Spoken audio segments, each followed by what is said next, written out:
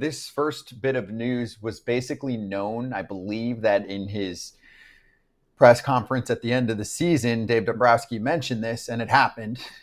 Jose Alvarado was suspended for PEDs, missed half the year, had a $9 million club option.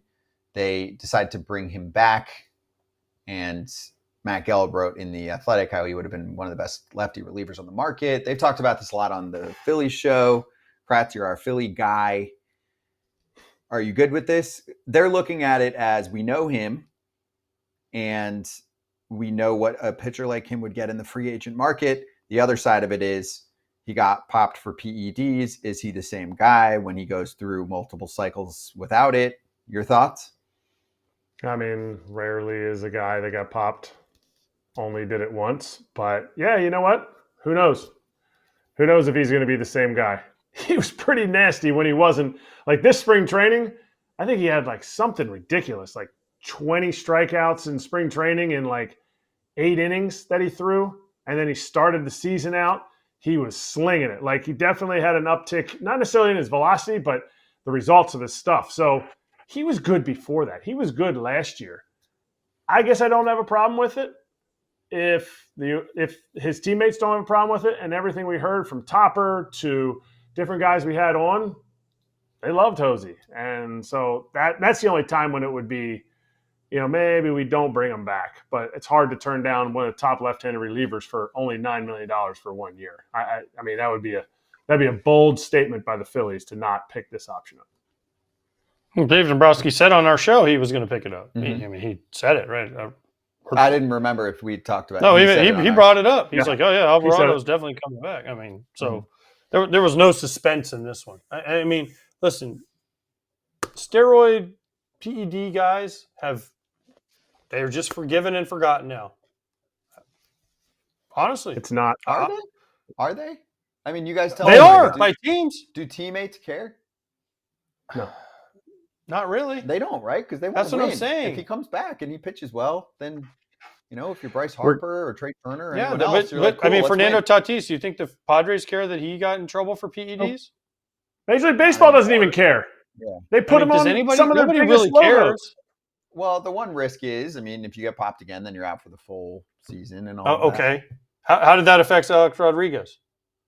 He's another world. I'm just saying, how did that affect him? Does anybody care anymore that he did that? Yes. Who? Me. Okay. But I'm just saying, most fans out there, do they care? Hall of Fame voters. Okay. Do most fans care? I actually think they do. Do they? For him, yes, because he did it a billion times. I think for others, it's harder to know exactly how deep it got. His story. We know how deep it got. He's told us a million times he did it since he first started because he had all this for Alex, I'm pressure. saying for other guys, they usually don't give Bartolo you much Colon. information. People love Bartolo Colon. Everyone just conveniently forgets he was a steroid guy. Nelson Cruz. I was there when Nelson Cruz got suspended. It was one of the most devastating days ever. They're nice guys. They're happy. It doesn't. I'm not trying to pick on people. We're getting farther and farther from it actually mattering for people testing positive for steroids. Because Jurickson Profar, he still gets the rest of his contract. Was that worth it? Yes. People reboot their image. They get to go back out and they play again. So unfortunately, we're getting farther from it mattering to your career. He was a steroid guy, but who cares? We're putting him on our team's Hall of Fame. He's a steroid guy, but who cares? He's funny. He's a nice guy. He's got a great smile. Like, it really doesn't have the effect that I think some players feel like it does, and whether that's jealousy from those players or that's just players being like, I know what I put into it and I didn't cheat, and this guy still gets like notoriety. And I don't know what the answer is. Like, ban him from everything baseball? No, nobody's going to do that. Yeah. Do you guys think there should be stricter penalties, and do you think players? I just don't think it matters anymore. I think if I'm a person and I just want to make a bunch of money and I can do this and I can get a big contract and I miss half a year. So let's say I sign I'm just going random number, 5-year, $50 million contract. and I have to give up $5 million. So instead I get $5 million, $45 million. Seems like a pretty good deal to me because they can't take that money away. Mm-hmm. So I mean, listen, it is what it is. We're out of the game. They're trying to clean it up. There's no perfect answer. Yeah. Right. But what I'm saying is that when you're talking about this, people forget. They move on. There's the news cycle with social media is so short now. But, oh, he was suspended. Oh, who cares? Oh, he's back. Yes, he can help us get to the playoffs. Cool. Yeah. That's it. That's where we're at. I think opposing fans care, but then the fans. Yeah, but half of them forget after a year anyways, because then it's on to the next thing. People, I told the story many times. When I was in Anaheim, years after the 2005, when all this stuff happened with me in 2005, fans were booing me, and a good buddy of mine was sitting in the stands, and he looks at him and goes, "Hey, why are you guys booing him?" And they go, "I don't know. I guess he used steroids or something." They have no idea. They have no idea. He's booing, so I'm going to boo. They have no. The Astros trash can thing has lasted longer than guys doing steroids hatred towards it's not even close. Not even close. Yeah. Which one cheated the game more? Which one's a bigger advantage? I would contend to almost the steroids. Gosh, if you're on the right roids, look at some of the careers. I mean, I'm sorry. And the trajectories.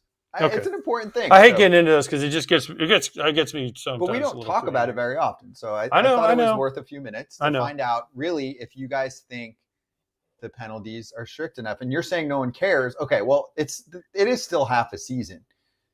Like you do miss that player, and also you do miss that player in the postseason. I do like that part, right? You don't get to have that player come back. But if your Jurickson Profile on your team doesn't make the postseason, who cares? I agree. And also, if you sign a contract that's long-term, it's not like it messes up the rest. There's some fans that'll be like, oh, that voids the contract. Can't do that. That's tricky. No, because then that's the owners. The owners are like, fine, I'll take a no long-term contract. So there's got to be some culpability there where it's also like you're protecting players too. So I get it. Like you void contracts. Oh man, that would be great. Owners would be like, yes, sign up for that. We're combating against steroids. It brings in a whole different thing. I'll tell you what the thing is. Because you can listen, if there's a bad contract, and I've heard people talk about this before, I have too. Like you can, who's to say, oops, I put something in your food by, and when it comes to that much money, that's what I'm saying. Like and I know it's a crazy conspiracy theory, but it's not. I've heard many people say like that could be a problem.